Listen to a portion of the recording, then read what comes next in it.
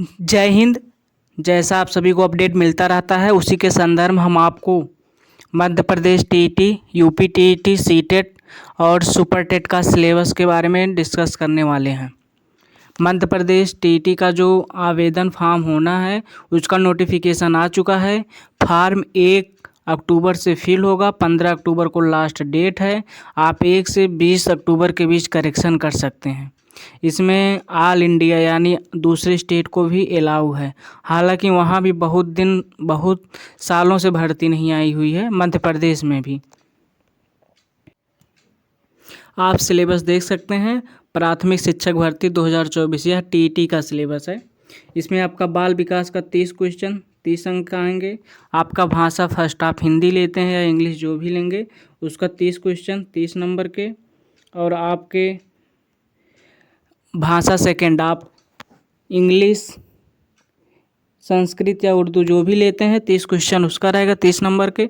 और आपका गणित से आपके 30 प्रश्न 30 क्वेश्चन रहेंगे 30 नंबर के। और आपका ईवीएस पर्यावरण से 30 क्वेश्चन 30 नंबर के रहेंगे। इसमें आपका नेगेटिव मार्किंग नहीं है, प्रत्येक प्रश्न का 1 अंक है और यह एमसीक्यू पे है।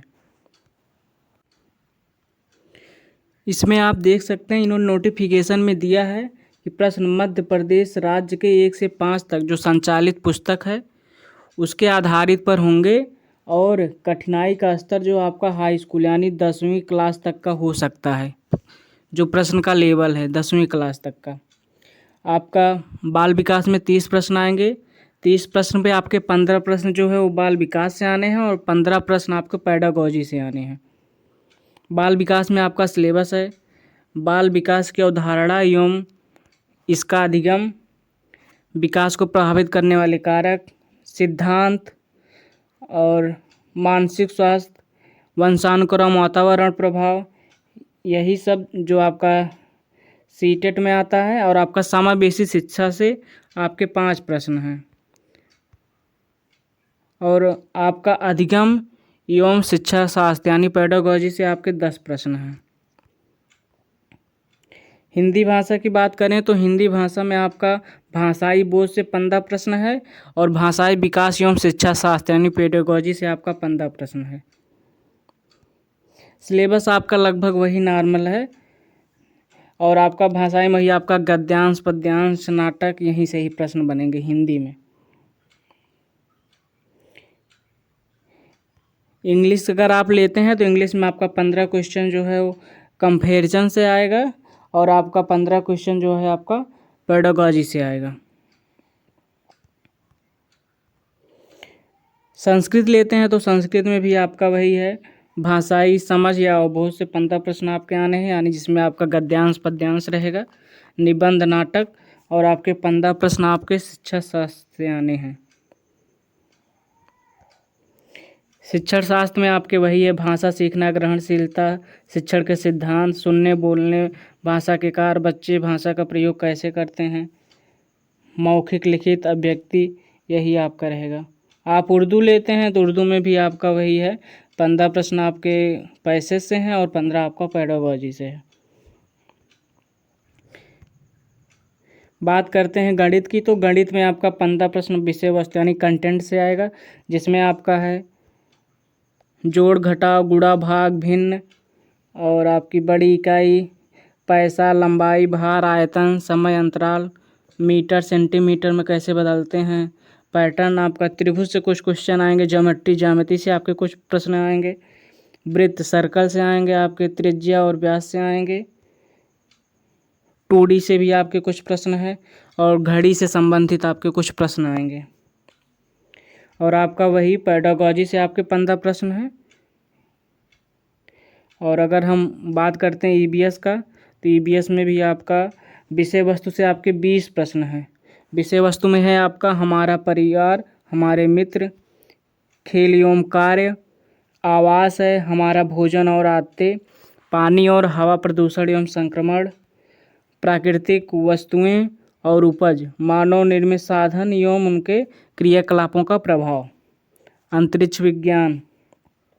और आपका पेडागोजी से इसमें 10 प्रश्न आएंगे। तो यह आपका मध्य प्रदेश का सिलेबस है। बाकी हम आपको यूपी टीईटी और सीटेट का भी सिलेबस दिखा रहे हैं। अब हम आपको यूपी टीईटी और सीटेट का जो सिलेबस है उसको बताने वाले हैं। तो यूपी टीईटी और सीटेट में भी आपका वही लगभग सिलेबस है जो मध्य प्रदेश का था। आप बाल विकास एवं शिक्षण सिद्धांत से आपके 30 प्रश्न आएंगे, 30 अंक। भाषा प्रथम से 30, सेकंड से 30, गणित से भी आपके 30 और ईवीएस से भी 30। इसमें भी आपका बाल विकास और अध्ययन से आपके 30 प्रश्न आने हैं, जिसमें आपका बाल विकास एवं प्राथमिक विद्यालय के बालक से आपके 15 प्रश्न आने हैं, जिसमें आपका वही बाल विकास की अवधारणा, अधिगम के साथ उसका संबंध, बाल विकास के सिद्धांत, आनुवंशिकता, पर्यावरण के प्रभाव, सामाजिकरण और आपका समावेशी शिक्षा से आपके 5 प्रश्न आने हैं और अधिगम एवं अध्यापन से आपके 10 प्रश्न आने हैं। यानी लगभग जो आपका एमपी टेट का सिलेबस है, सीटेट का सिलेबस है, यूपी टेट का लगभग सेम है, बस कुछ कंटेंट है। मध्य प्रदेश में आपका मध्य प्रदेश एससीईआरटी से कुछ प्रश्न पूछे जाएंगे स्पेशल। यूपी टेट रहेगा तो आपका यूपी टेट से कुछ एससीईआरटी से जो है सिलेबस पूछा जाएगा। भाषा में भी आपके वही है 30 प्रश्न। 30 में आपका जो है अनुच्छेद यानी आपका वही गद्य पद्य से आपके लगभग 15 प्रश्न रहेंगे और जो कंटेंट है वहाँ से आपके 15 प्रश्न हैं।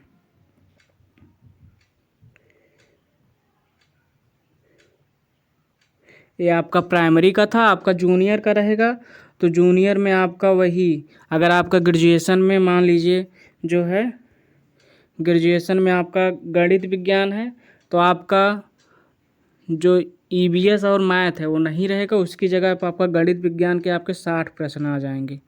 टोटल आपका सीडीपी का 30, भाषा फर्स्ट जो भी लेंगे उसका 30, भाषा सेकंड का 30, 90 हो गया। बाकी 60 आपका गणित से और विज्ञान से रहेगा अगर आपका ग्रेजुएशन में बीएससी है। और अगर आपका आर्ट है तो आपका ग्रेजुएशन में अगर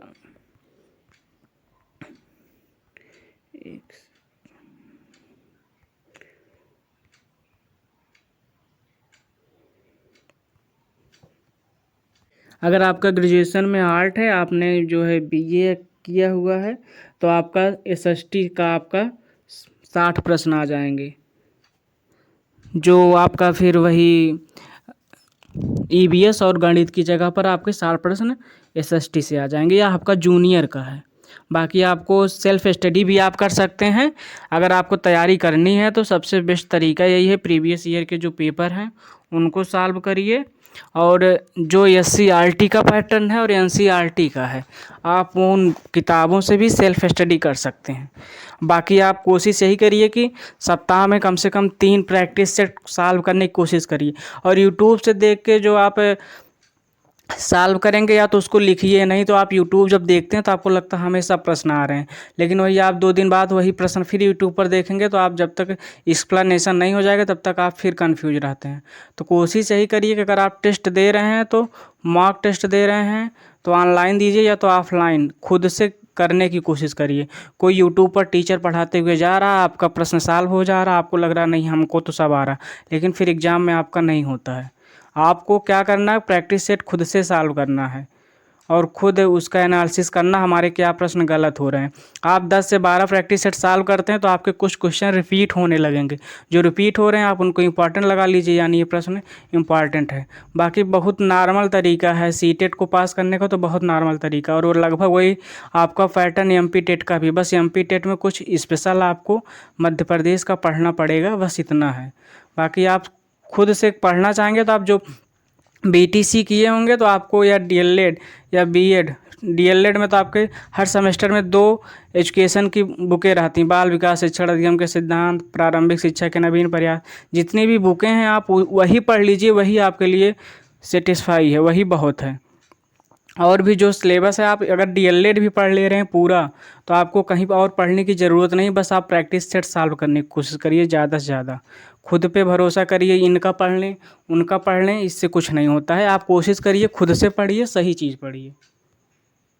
बाकी ये उत्तर प्रदेश सुपर टीटी का सिलेबस है जो हमें उम्मीद है कि जिसमें बदलाव होगा, क्योंकि उत्तर प्रदेश में नया आयोग बना है तो हमको लगता है नए प्रक्रिया से नए सिलेबस भी जारी करेगा।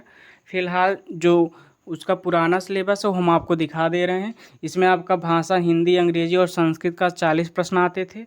विज्ञान से आपके 10 प्रश्न हैं। गणित से आपके 20 प्रश्न हैं नॉर्मल। ईवीएस से आपके 10 हैं। शिक्षण कौशल से आपके अलग से 10 प्रश्न पूछे जाते हैं। बाल मनोविज्ञान से 10 प्रश्न। सामान्य ज्ञान एवं समसामयिक घटना यानी आपका करंट अफेयर का मिला के चलिए आपका 30 प्रश्न आता है। तार्किक ज्ञान यानी रीजनिंग से 5 और सूचना तकनीकी से आपके 5 प्रश्न आते हैं। और जीवन कौशल से आपके 10 प्रश्न आते हैं, यानी टोटल 150 नंबर का है। ये किसी में भी आपका नेगेटिव मार्किंग नहीं है।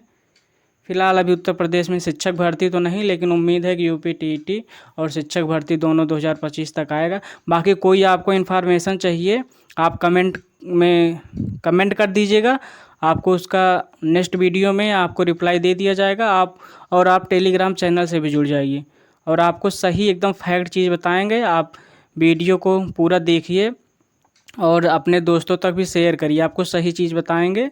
आप चैनल से नए हैं तो सब्सक्राइब कर लीजिए, शेयर कर दीजिए। आपको जो भी अपडेट रहेगा झारखंड टीईटी भी उसका फॉर्म फिल हो चुका, फिलहाल अभी एग्ज़ाम उसका अक्टूबर लास्ट तक होता दिखाई दे रहा है। या आपका बिहार बीपीएससी टीआरई 3 का रिजल्ट से लेकर 4 का जो भी अपडेट रहेगा आपको मिलता रहेगा। आप चैनल को सब्सक्राइब कर लीजिए, शेयर कर दीजिए। जय हिंद।